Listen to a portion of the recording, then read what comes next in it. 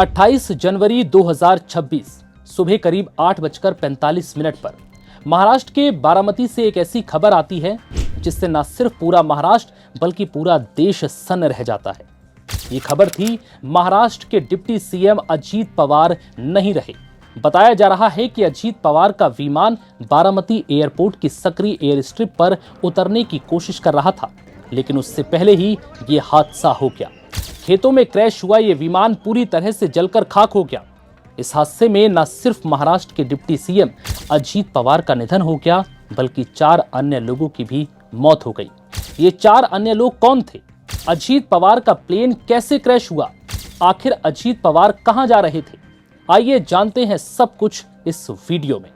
5 फरवरी को पुणे जिले में जिला परिषद के चुनाव होने हैं। 61 साल के अजीत पवार इन्हीं चुनावों की तैयारियों का जायजा लेने के लिए पुणे जा रहे थे। उन्हें करीब 4 कार्यक्रमों में शामिल होना था। अब तक जो जानकारी सामने आ रही है उसके मुताबिक बारामती एयरपोर्ट पर लैंडिंग के वक्त विमान में तकनीकी खराबी आ गई और पायलट विमान से अपना संतुलन खो बैठा और इसी कारण अजीत पवार का विमान हादसे का शिकार हो गया। हालांकि वहीं महाराष्ट्र एविएशन डिपार्टमेंट के सोर्सेज के मुताबिक विमान बारामती एयरपोर्ट पर लैंडिंग के लिए अप्रोच कर रहा था। पहली बार में पायलट को रनवे साफ नजर नहीं आया तो वो विमान को दोबारा ऊंचाई पर ले गया। रिपोर्ट के मुताबिक उस समय विजिबिलिटी करीब 2000 मीटर थी। पहली कोशिश नाकाम रहने के बाद बारामती के रनवे 11 पर दोबारा लैंडिंग की कोशिश की गई। इसी दौरान विमान रनवे से फिसलकर क्रैश हो गया। इसके तुरंत बाद उसमें आग लग गई। ये भी जानकारी मिली है कि लैंडिंग के दौरान पायलट ने कोई इमरजेंसी सिग्नल नहीं दिया था। उसने मेडे कॉल भी नहीं किया। घटना के समय बारामती के फ्लाइंग क्लब में कोई विमान उड़ान पर भी नहीं था। ऐसे में हादसे के पीछे की असली वजह अब जांच के बाद ही सामने आ पाएगी, क्योंकि यह हादसा अभी कई सवालों में घिरा है। वहीं इस हादसे में अजीत पवार के अलावा जिन 4 लोगों की मौत हुई है उसमें एक pilot in command captain Sumit, एक सह पायलट कैप्टन शांभवी पाठक, 2 अजीत पवार के पीए विदीप जाधव और पिंकी माली शामिल हैं।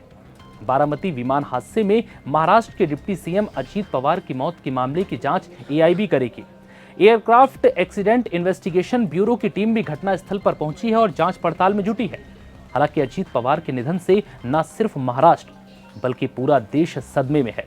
इस दौरान जहां बारामती अस्पताल के बाहर भारी भीड़ नजर आई, तो वहीं दूसरी तरफ एनसीपी के नेता, सांसद, मंत्री भावुक नजर आए, जिसमें वो अपने नेता के खोने का दर्द बयां कर रहे हैं।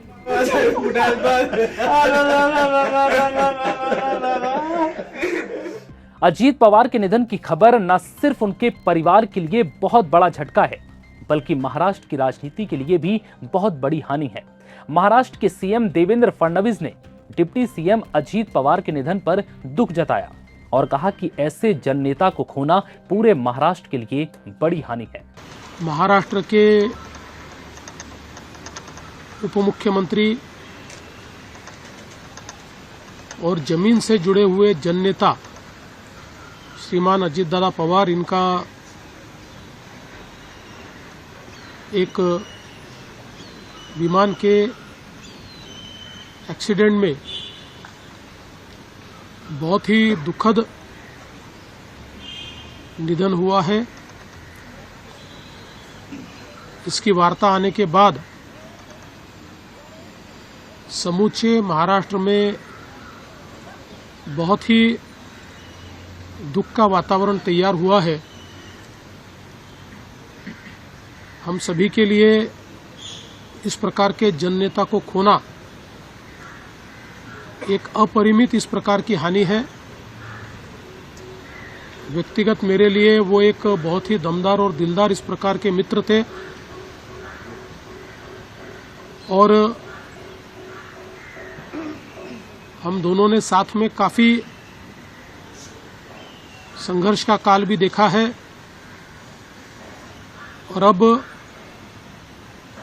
दृढ़ता के साथ महाराष्ट्र के विकास में जब वो योगदान दे रहे थे और एक बहुत लंबी पारी वो खेलेंगे, ऐसी परिस्थिति थी। ऐसे समय उनका निकल जाना, मैं ऐसा मानता हूं कि इसके लिए हमारे पास कोई शब्द भी नहीं है।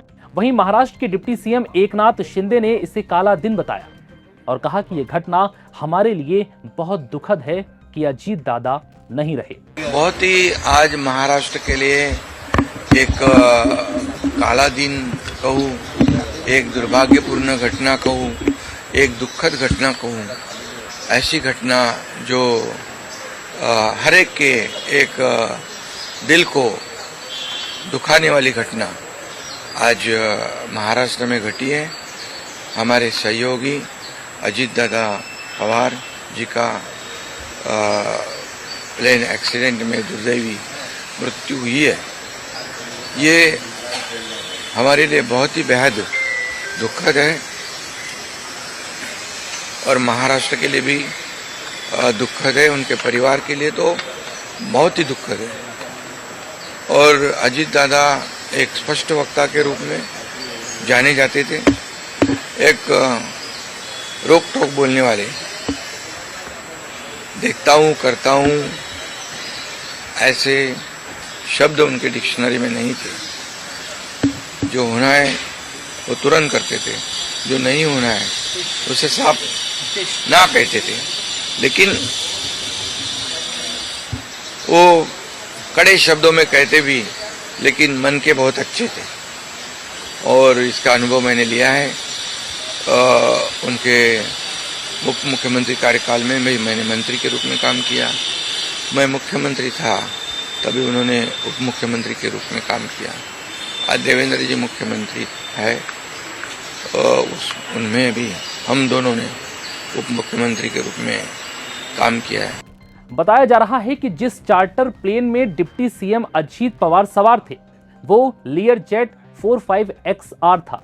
ये विमान BSR वेंचर्स प्राइवेट लिमिटेड है, जो भारत की प्रमुख नॉन शेड्यूल विमान ऑपरेटिंग कंपनियों में से एक है। लीयरजेट 45XR एक high performance super light business jet है, जिसे तेज रफ्तार, बेहतर फ्यूल एफिशिएंसी और ऊंचाई पर उड़ान भरने की क्षमता के लिए जाना जाता है। ये विमान आमतौर पर शॉर्ट और मीडियम रूट्स की उड़ानों के लिए इस्तेमाल किया जाता है। विमान का विंग स्पेन करीब 47 फीट है और इसका वजन लगभग 9,752 किलोग्राम बताया जा रहा है। कुल मिलाकर ये विमान बेहद शानदार विमानों में शामिल है। ऐसे में इस विमान का हादसे का शिकार होना कई सवाल उठाता है। हालांकि यह हादसा कैसे हुआ अब तक खुलकर कोई भी जानकारी सामने नहीं आई है, लेकिन अब जांच पड़ताल के बाद शायद इस जांच को लेकर कई चीजें सामने आ सकती हैं कि भाई इस हादसे से ठीक पहले आखिर क्या हुआ था प्लेन में। क्या किसी तकनीकी खराबी की वजह से यह हादसा हुआ या फिर विजिबिलिटी इस हादसे का सबसे बड़ा रीजन बनी। फिलहाल इस रिपोर्ट में इतना ही। इजाजत दीजिए, नमस्कार।